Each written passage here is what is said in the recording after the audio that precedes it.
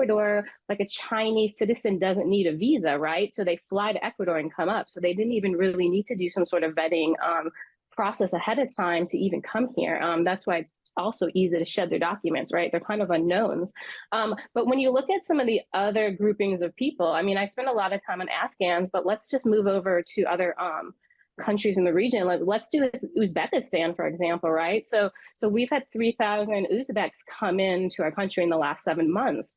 The really interesting thing a lot of people don't understand is, so a lot of Uzbeks went and fought with ISIS in Iraq and Syria. So in the last couple of years, the senior leadership of ISIS actually moved to Pakistan's Baluchistan. So all those fighters now started returning home. So the interesting part is a bunch of Uzbeks went back to Uzbekistan, and so the terrorists have been using them to recruit kind of the next generation. And the terrorists being ISIS, and then ISIS's Khorasan province, ISKP, and then Al-Qaeda, and they're usually doing it through the Islamic movement of Uzbekistan. So basically, there's 3 major terrorist groups recruiting in Uzbekistan. We really have no way to, as you can imagine, vet new terrorist recruits, right?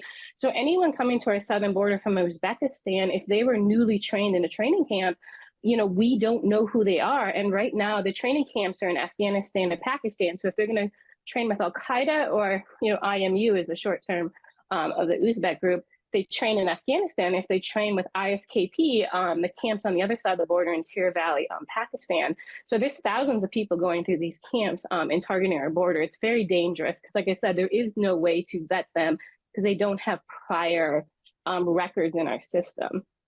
How about this? What if someone comes from Uzbekistan and just claims political asylum? Are they able to claim political asylum from that country right now? I mean, maybe if there's some sort of unique group and the government, might have some sort of crackdown on them. But other than that, I mean, I don't know why we have an influx, as you can imagine, of 7,000. It's 3,000. It's very dangerous. Just a few years ago, we only had 700 Uzbeks for the entire year come to our border, right? So people need to keep in mind some of these numbers. Another really big problem is India, right? So most Indians, right? I mean, the poor class really is coming here, for what they say, right? An economic thing, which is what we hear from most of the people in Latin America. But there are members of ISIS flying on these flights. And the really interesting part is, I don't know if you remember in March, but one of the flights landed in Paris, and they're like, what the heck? Who are these 400 Indians on here? Like, the French couldn't vet them. Well, what people don't realize is those flights have now been diverted, and they're leaving India and they're going to Benghazi.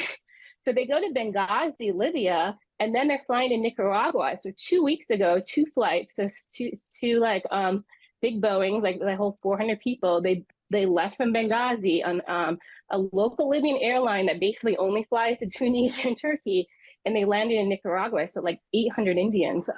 So private chartered plane, it's not clear they went through any sort of vetting process, and everybody on both planes was to come to the US border.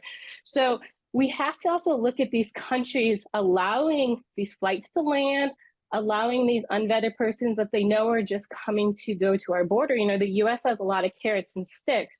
Why aren't we putting more pressure on these Latin American countries, issuing these visas, offering these flight clearances? I'm sorry, Gadames Air it's like a dinky airline in Libya. Like, no country should be allowing it to land. To be honest, in Libya, one of a very senior terrorist actually owns an airline. Like, I wouldn't let a Libyan airline land on my soil to begin with. So it's just a huge problem. Yeah, that's scary. And most of those individuals, first of all, the cost of what that is, who's paying that, which always concerns me. The farther the trip, who's paying that bill? And it blows my mind, because it's always a concern. Like, man, that someone has a lot of money. And for me, if you have that kind of money, why leave? You're the king of your own castle, wherever you're at. And so to come to our country, there's always a concern for me. I don't understand that. But not even that is, they're chartering down to Ecuador, and then they're making their way up through our borders. And then what? Like you said, there's no vetting system. Our system, I don't know how many countries we can actually identify their past history, right? Their past criminal history, but not a lot of them. And so people coming from India in that manner, yeah, those numbers have been through the roof as well recently. Yeah, and like some countries we can't vet at all, like Syria, right? We have no relationship with that government. We can't vet them. But the really smart thing is some of these people, like in Afghanistan, what they're doing is basically having these terrorists come in and then they're checking their biometrics and making sure they were never in our system before sending them to our border. So they're pre-planning to ensure we don't have biometrics on the terrorists they're sending. So they're being smart about this too. Man, that's that's crazy. I don't understand. Like, I guess, we've had 3 years of like massive influx of immigration, and there hasn't really been a serious threat.